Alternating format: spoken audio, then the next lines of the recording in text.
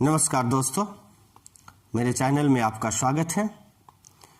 अगर आप नए व्यूअर हैं तो लाइक और सब्सक्राइब बटन प्रेस कर दे, साथ ही बेल आइकन को भी प्रेस कर दे कि नए वीडियो का नोटिफिकेशन आपको मिलता रहे। Sonnet 73 by William Shakespeare. आज हम लोग विलियम शेक्सपियर की सोनेट 73 पोएम को कवर करेंगे। About the poet. William Shakespeare was an English poet, playwright and actor. William Shakespeare एक अंग्रेजी कवि, नाटककार और अभिनेता थे। He is widely regarded as the greatest writer in the English language and the world's greatest dramatist. उन्हें व्यापक रूप से अंग्रेजी भाषा का सबसे महान लेखक और दुनिया का सबसे महान नाटककार माना जाता है। He has 39 plays, 154 sonnets, 2 long narrative poems and a few other verses in his name. उनके नाम 39 नाटक, 154 सोनेट, 2 नैरेटिव पोएम्स और कुछ वर्स हैं। He was born on 26 April 1564 and died on 23 April 1660. उनका जन्म 26 अप्रैल 1564 को हुआ और 23 अप्रैल 1616 को उनका निधन हुआ। He lived for 52 years. वे 52 साल तक जीवित रहे। About the poem. In this poem, the speaker invokes a series of metaphors to characterize the nature of what he perceives to be his old age.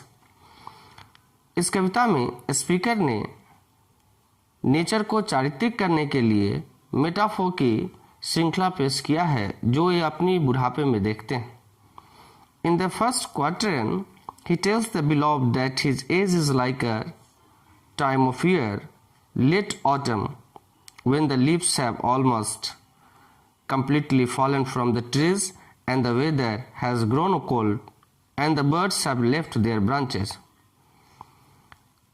First quadrant में वे अपनी beloved से कहते हैं कि उनका age time of year, late autumn की तरह, जब पत्तियां लगभग पेड़ों से पूर्ण रूप से गिर गए हैं और वेदर कोल्ड हो गया है और बर्ड्स अपने ब्रांचेस से चले गए। In the second quadrant he then says that his age is like late to lit, as after sunset fadeth in the west and the remaining light is slowly extinguished in the darkness, which the speaker likens to death's second self. Second quadrant में वे तब कहते हैं कि उनका as late to light की तरह है, जैसे सनसेट के बाद लाइट धीरे धीरे डार्कनेस में हो जाता है, जिसे स्पीकर डेथ सेकेंड सेल्फ की तुलना करते हैं।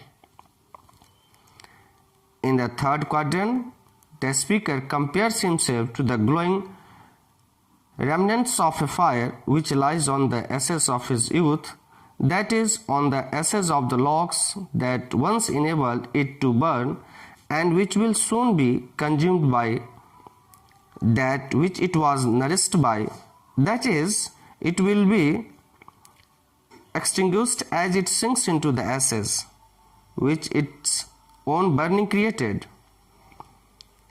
थर्ड क्वाड्रेंट्स में speaker glowing of the fire की तुलना स्वयं से करते हैं। लकड़ी की आग एक बार राख बन जाता है। In the final couplet,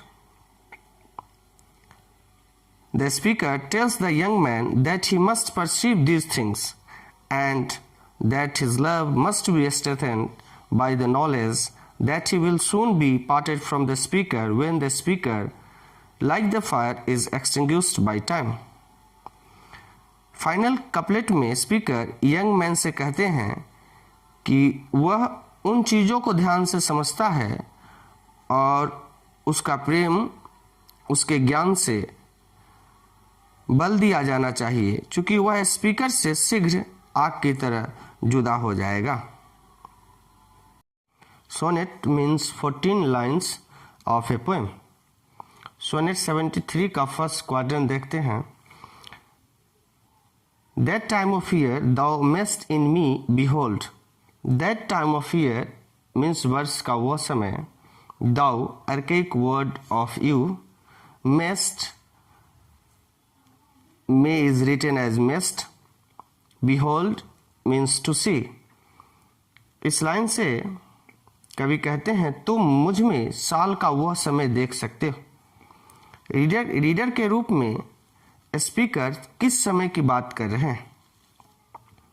next line, when yellow leaves or none or few do hang. when जब yellow leaves पीली पत्तियां और none कुछ नहीं, few नहीं के बराबर, do hang लटक रही है. इस लाइन का अर्थ है जब पीली पत्तियां या कुछ नहीं या नहीं के बराबर लटक रहे हैं. इस लाइन में कभी yellow leaves to none, none to few को रेफर किया है. इस लाइन से स्पष्ट हो रहा है कि कुछ पत्तियां पेड़ों में लटक रहे हैं और अभी ऑटम की बात कवि कर रहे हैं. इस लाइन से कवि का तात्पर्य है कि उनका जीवन ऑटम फेज में है. कवि इस लाइन में मेटाफोर का प्रयोग किया है. स्पीकर अपने मिडिल एज में है. Third line, upon those walls we shake against the cold. इस लाइन से स्पीकर कहते हैं कि वे पत्तियां पेड़ों की शाखाओं में लटक रहे हैं जो कोल्ड में शेक हो रहे हैं. कभी इस पोएम से ओल्ड एज, डेथ, सिकनेस को व्यक्त करना चाहते हैं. Line 4, where wind choirs, where let the sweet birds sing. Choirs means समूह, choirs of birds, choirs of singers. Let means something like lately or recently, हाल ही में. इस लाइन में choirs शब्द से कवि मेटोनॉमी व्यक्त कर रहे हैं. मेटोनॉमी एक पोएटिक डिवाइस है जो मेटाफोर की तरह होता है. In which an object is use to describe something that's closely related to it. Choirs का अर्थ कवि बताना चाहते हैं चर्च में लगा हुआ वुडन सीट जहां मेंबर्स ऑफ क्वायर बैठते हैं. इसलिए इस लाइन से कवि कहना चाहते हैं कि स्वीट बर्ड्स का क्वायर वुडन सीट पर मेंबर्स ऑफ चर्च की तरह बैठकर गा रहे हैं. Quadrant 2, in me thou seest the twilight of such day.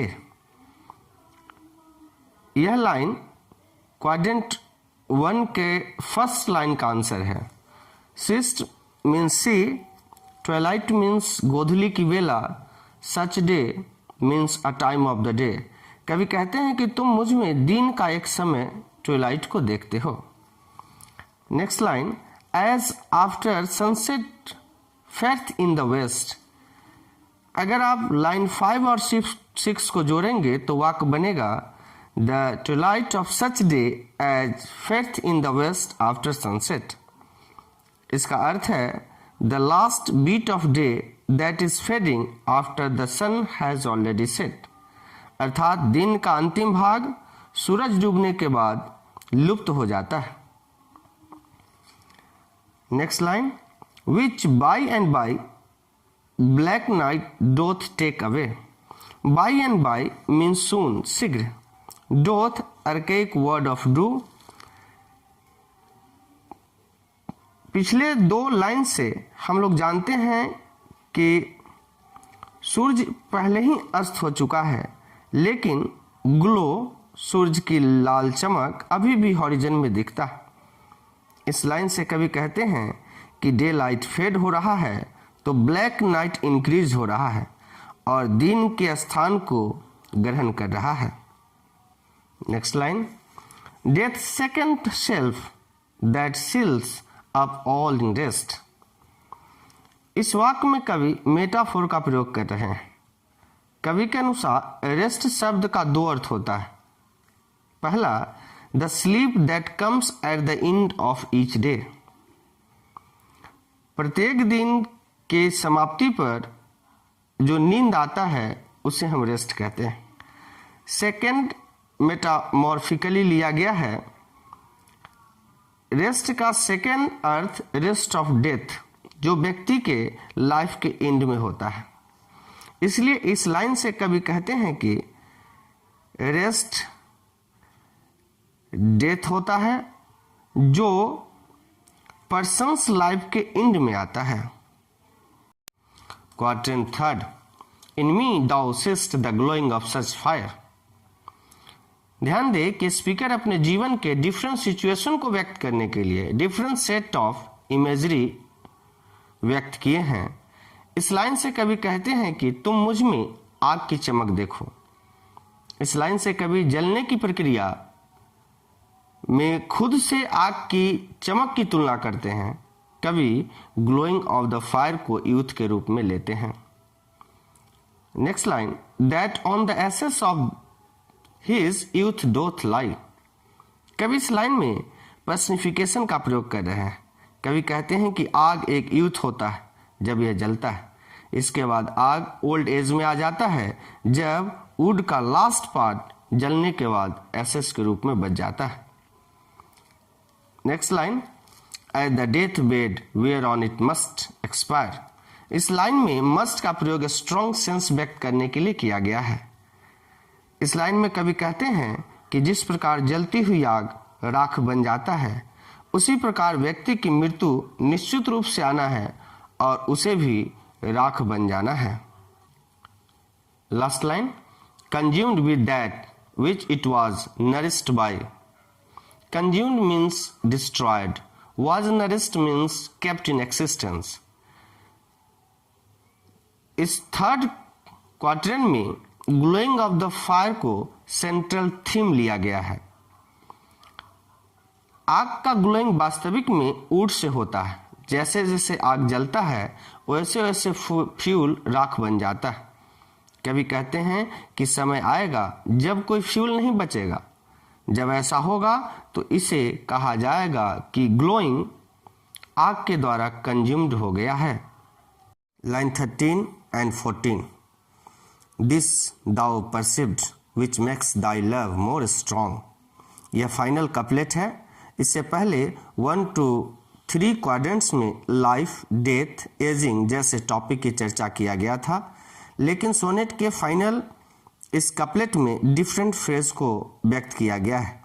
इस लाइन में परसीव बिहोल्ड और सी का सिनोनिम्स है। बिहोल्ड और सी वर्ड का प्रयोग लाइन 1 और 5 में किया गया है। दिस को कवि preceding 12 lines of the poem को रेफर कर रहे हैं। कवि कहते हैं कि ये सभी जो तुम देखते हो तुम्हारे लव को और स्ट्रॉन्ग बनाएगा। To love that well which thou must leave ere long. Ere means शीघ्र, शून। स्पीकर लिसनर को कह रहे हैं कि न केवल उनका लव और अधिक मजबूत होगा जब वे लोग रियलाइज करेंगे कि स्पीकर सदा आसपास ही है, बल्कि वे लोग भी उनको प्यार करेंगे। इस तरह से शेक्सपियर स्पष्ट रूप से लव और डेथ के थीम को एक साथ एक सिंगल कॉम्प्लेक्स आइडिया में व्यक्त कर रहे हैं।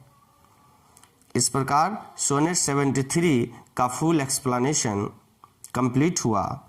यह वीडियो आपको कैसा लगा कमेंट जरूर कीजिए, और तब तक के लिए thanks for watching this video. और अगर आप मेरे चैनल पर नए व्यूअर हैं तो लाइक और सब्सक्राइब बटन प्रेस कर दे और बेल आइकन को भी प्रेस कर दे ताकि मेरे द्वारा अपलोड किए गए वीडियो का नोटिफिकेशन सबसे पहले आपको मिल सके। तो तब तक के लिए थैंक यू वेरी मच।